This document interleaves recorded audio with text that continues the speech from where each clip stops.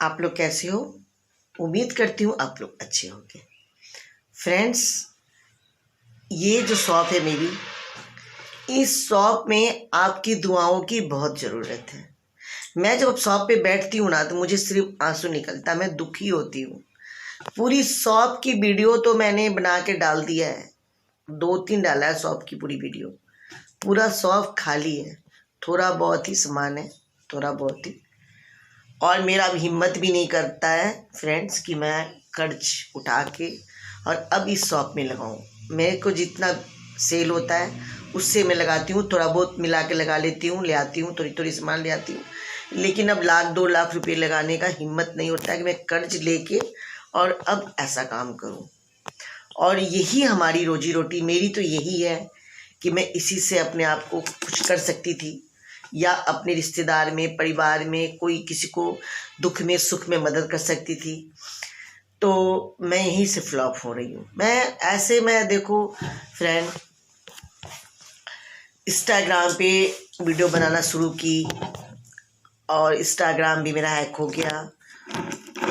एक इंस्टाग्राम में वीडियो बनाई हुई हूँ, लेकिन उसमें मैं सिर्फ अपने ठाकुर जी के साथ बनाती हूँ और भाव भक्ति की बनाती हूँ। तो देखो उसमें क्या होता है मैं नहीं बता सकती। उस आईडी को भी न्यू खोला है मैंने और इस आईडी को भी न्यू खोला है। क्या होता है ना फ्रेंड्स, किसी किसी की किस्मत होती है, जो वो चाहे कुछ भी वीडियो डाल दे, सर ना हो, माथा ना हो, कुछ भी ना हो, पर वो वायरल हो जाता है। वायरल हो गया, फॉलोवर बन गया, यूट्यूब की तरफ से हेल्प मिलने लगा।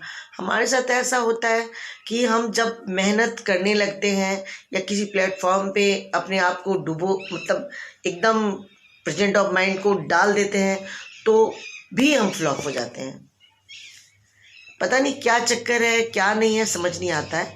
तो अब जाके मैं बहुत भरोसे के साथ में, बहुत उम्मीदों के साथ में मैंने ये आईडी खोली है।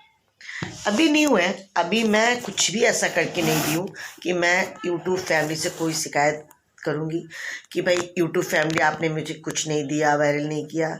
अभी ज़्यादा से ज़्यादा 20-30 वीडियो पड़ी है, डाली हूँ मैं, कोई बात नहीं है। लेकिन कम से कम मुझे आशा हो कि मेरा कोई हेल्प होगा। किस चीज़ में हेल्प होगा, किस टाइप की वीडियो में हेल्प मिलेगा, तो कुछ पता होता तो फिर उस टाइप की वीडियो बनाती। बाकी मैं तो सभी कुछ बनाती हूँ, भोजपुरी बनाती हूँ, हिंदी भी बनाती हूँ, कॉमेडी भी बनाती हूँ, डांसिंग भी कर लेती हूँ, हंसी मजाक वाला भी वीडियो बना लेती हूँ, ब्लॉग्स भी डालना शुरू कर दिया मैंने। तो फ्रेंड देखो, होता क्या है ना कि परिवार में, रिश्तेदार में, किसी के पास कितना भी हो, पर आपके पास क्या है, ये मेन बातें होती हैं कि आपके पास क्या है। तो मेरे पास ऐसा है कि इस वक्त पैसे इन्वेस्ट करने का दुकान के लिए नहीं है। तो मैंने एक आशा लगाया कि शायद मेरा कभी वीडियो वायरल हो जाए, शायद मेरी भी फॉलोअर बन जाए, शायद पब्लिक मुझे पसंद करने लगे, शायद आप लोग मुझे उतना ही प्यार देने लगो, तो शायद मेरा कुछ बने। तो ठीक है, मैं तो अपनी मेहनत करती रहूँगी, वीडियो डालती रहूँगी, देखते हैं आगे आगे क्या होता है। अच्छा फ्रेंड्स, ये बताओ आप लोग कि जहाँ जहाँ भी हो आप लोग, सर्दी आ गई है, आप लोगों को सर्दी अच्छी लगती है कि गर्मी अच्छी लगती है? मुझे तो सर्दी अच्छी लगती है। आप लोगों को क्या मौसम अच्छा लगता है? सर्दी अच्छी लगती है, गर्मी अच्छी लगती है? और सर्दियों की सर्दियों की क्या है ना, सब्जियां भी बहुत अच्छी अच्छी आती हैं जो अच्छा लगता है। जैसे गोभी हो गया, मटर हो गया, पालक होगी, मेथी हो गया, बहुत अच्छी अच्छी सब्जियां हैं जो सर्दियों में खाने को मिलता है, बढ़िया लगता है खाकर। फ्रेंड्स देखो, गलती तो सभी से होते हैं, गलती शायद दुनिया में मैंने भी बहुत किया है। मैंने भी, ऐसा नहीं है कि मैं कोई एकदम गंगा जल की, दूध की धोई हुई हूँ, मैंने कुछ किया नहीं है इसलिए मैं किसी को हंसती हूँ या किसी को बोलती हूँ, ऐसा नहीं है। मैंने भी नादानी में गलती किया होगा, की हूँ, लेकिन जैसे जैसे इंसान को समझ आती है वैसे वैसे इंसान सुधर जाता है और सुधर जाना चाहिए। क्योंकि देखो, जो गलती करता जाता है वो पूरा गुनहगार होता है। जब भी गलती समझ आ जाए उसको स्टॉप कर दो, वहाँ से आप सही रास्ता पकड़ लो, वो चीज़ समझदारी होती है। मेरे साथ बहुत लाइफ में बहुत कुछ हुआ। आप लोग सोचोगे कि मैं बिहार की लड़की हूँ, कोलकाता में रही हूँ, पंजाब में मैं अभी बैठी हुई हूँ, ये इतना लंबा सफ़र क्या है। जन्म है बिहार का, रहना हुआ इतना साल तक वहाँ पे कोलकाता में, फिर मैं पंजाब कैसे पहुँच गई। तो ये बहुत लंबा ट्विस्ट है फ्रेंड्स, और बहुत दुख की भी बातें हैं, बहुत दर्द है। तो मैं दुख दर्द देना नहीं चाहती हूँ फैमिली को, कि मैं क्यों दुख दर्द दूँ, बातें करूँ तो कुछ अच्छी करूँ। अगर मैं कुछ अपने यूट्यूब फैमिली से बातें करूँ तो अच्छी अच्छी बातें करूँ, खुशहाली की बातें करूँ। दुख में बैक में जाना कोई बहुत समझदारी की बात नहीं है, कि आप बैक में जाके देखो कि आपकी लाइफ में क्या हुआ है क्या नहीं हुआ है। जो हो गया ठीक है, और जब से आपकी ज़िंदगी अच्छी है तब से अच्छी है। फ्रेंड्स, मैंने बहुत परेशानियों की, बहुत तकलीफ़ों की भी ज़िंदगी जी हूँ, और बहुत कुछ लाइफ में हुआ भी है जिसको मैंने सहा है। क्योंकि जिस वक्त मेरी शादी हुई थी उस वक्त सिर्फ मैं 12.5-13 साल की थी। आप सोच सकते हो 12.5-13 साल की उम्र की बच्ची को क्या रहता है, क्या पता होता है। उस टाइम मेरी शादी हुई थी, और उसके बाद लाइफ में बहुत ट्विस्ट आया, बहुत कुछ हुआ, कि जो मेरे होते हुए, मेरे रहते हुए मेरे हस्बैंड ने दूसरी शादी कर ली, और वो ले आए दूसरी शादी करके। फिर मैं बहुत छोटी थी, करीब उस वक्त मैं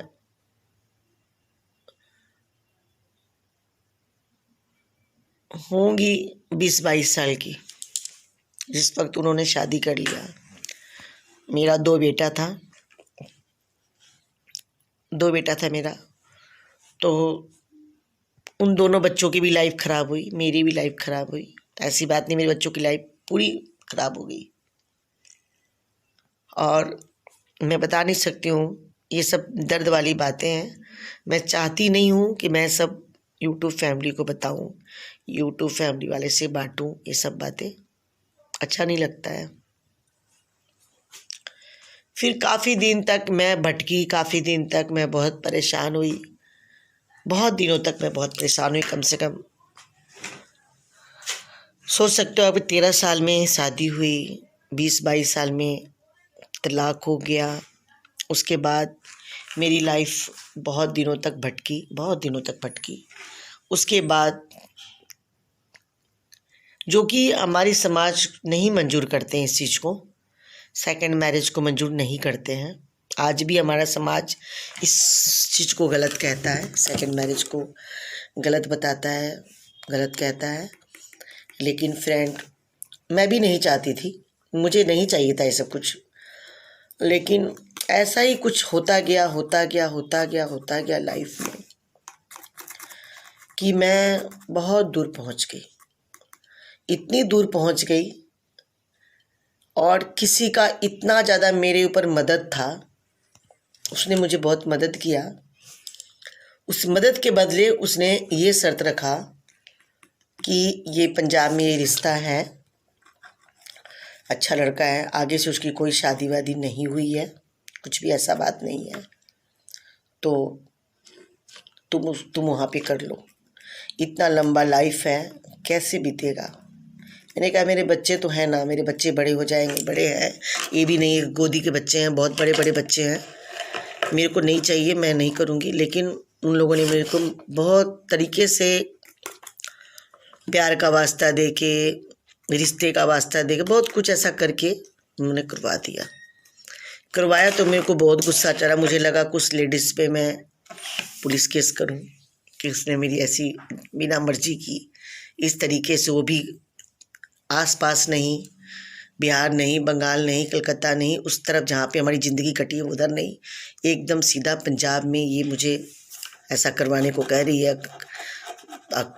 उसने करवा भी दिया, जब करवा दिया तो मेरा बहुत ज़्यादा दिमाग ख़राब हुआ कि नहीं, मैं इस और लेडीज़ को नहीं छोड़ूंगी।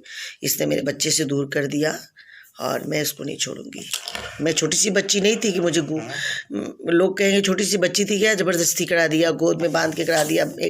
आपको नहीं बता सकती मैं उस समय कितनी मजबूर थी, बहुत ज़्यादा मजबूर थी।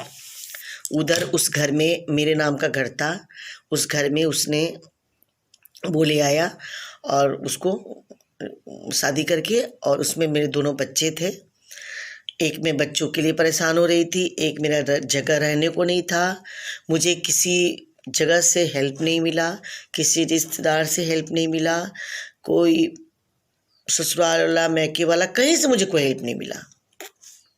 क्योंकि जिस जो पहला पति था उसने हमारे मैके वाला को बहुत बेइज्जती करी थी। कभी भी बुला लेता था, कभी भी गाली गलौज कर देता था, कभी बुला के बेइज्जती करता था, कभी कुछ। इस वजह से वो लोग बहुत नाराज़ रहते थे। लेकिन नाराज़ उस पर नहीं हुए, उन लोग नाराज़ के साथ मुझे भी छोड़ा, जिसकी वजह से मेरे पास कोई आसरा नहीं था। तो मैं लोगों का आसरा लेती थी। लोगों का आसरा लेते लेते इस लेडीज़ के पास मैं फंस गई, जिस लेडीज़ ने ये काम करवाया। बस आप लोग का शुक्र है कि वो बंदा अच्छा निकला, वो घर अच्छा निकला, वो फैमिली बहुत अच्छे निकले। उनको हमने सारी बात बताई, जब मतलब कि मेरे साथ ये हुआ, ऐसे हुआ, ये मेरी लाइफ है। उन लोगों को कोई एतराज़ नहीं हुआ। उन्होंने कहा कि तुम्हें जब मन करे तुम अपने बच्चों से मिलने जाना, तुम्हारा मन करे तुम बच्चों को यहाँ पर ले आओ, तुम्हारा मन करे तुम फैमिली के पास जाओ, जहाँ भी तुम्हें घूमने का मन करे, किसी बहन, किसी भाई, किसी परिवार, वहाँ जाओ, आओ, उनको बुलाओ, हमें कोई दिक्कत नहीं है। फ्रेंड्स, मैंने कहा क्या हुआ कि जब वो खुद से कहने लगा कि देखो तुम जा सकती हो, तुम्हारे पे बच्चे की कोई दबाव नहीं। मैंने कहा मेरे 2 बच्चे के बाद मैं कोई बच्चा नहीं सोच सकती हूँ, अब सोच ही नहीं सकती, मेरे बच्चे बड़े बड़े हैं, मैं कैसे सोच सकती हूँ ऐसी बातें। उसने कहा नहीं, कुछ भी नहीं सोचना है, तुम्हारे बच्चे मेरे बच्चे, तुम्हारा परिवार मेरा परिवार, तुम्हारी तकलीफ़ मेरी तकलीफ़, ऐसी कोई प्रॉब्लम नहीं है। तुम आराम से लाइफ जियो, तुमको जब जाने का मन करेगा तुम जाना। और फ्रेंड, यही हुआ कि मैं जाती हूँ, तो मेरे बच्चे कोलकाता में हैं, कलकत्ते में मेरे बच्चे हैं, तो मैं जाती हूँ, मेरे नाम का जो मकान है उसमें जाती हूँ। महीना 1.5 महीने 2 महीने में रहती हूँ, अपने बच्चों से मिलती हूँ, आती हूँ। लेकिन दुख इस बात का है ना फ्रेंड कि मेरे बच्चे तो फिर बर्बाद हो गए ना। मेरे बच्चे का तो जो सिस्टम है वो ख़राब हो गया। तो ये भी बहुत बड़ा दर्द है, बहुत बड़ा दुख है। मुझे ऐसा लगता है, जबकि वो गलती उन लोग जानबूझ के करते हैं। ऐसी बात नहीं कि उनको करना ज़रूरी है, करना ज़रूरी है, ज़रूरी नहीं है, पर वो जानबूझ के करते हैं। और मुझे एक गिल्टी फीलिंग होती है कि शायद मैं ऐसा क्यों, इसलिए मेरे बच्चे का ये हाल है, शायद मैं ऐसा क्यों, इसलिए मेरे बच्चे ऐसे हो गए। इस बात का दुख तो है, लेकिन साथ में इस चीज़ की खुशी है फ्रेंड्स कि जिस इंसान ने हाथ पकड़ा है, चाहे जिस इंसान से उस औरत ने हाथ पकड़ाया, वो इंसान बहुत अच्छा है। मुझे किसी बात का कमी नहीं रखता, कोई बात नहीं, ठीक है, हमें टाइम नहीं दे पाता वो, क्योंकि उस बहुत ज़्यादा उसके ऊपर जिम्मेदारी है काम की, तो वो हमें टाइम नहीं देता है। हमारे साथ इतना भी कुछ नहीं है, बस बहुत रिजर्व इंसान है। लेकिन हमें किसी बात की दिक्कत नहीं है, मुझे किसी बात की दिक्कत नहीं है।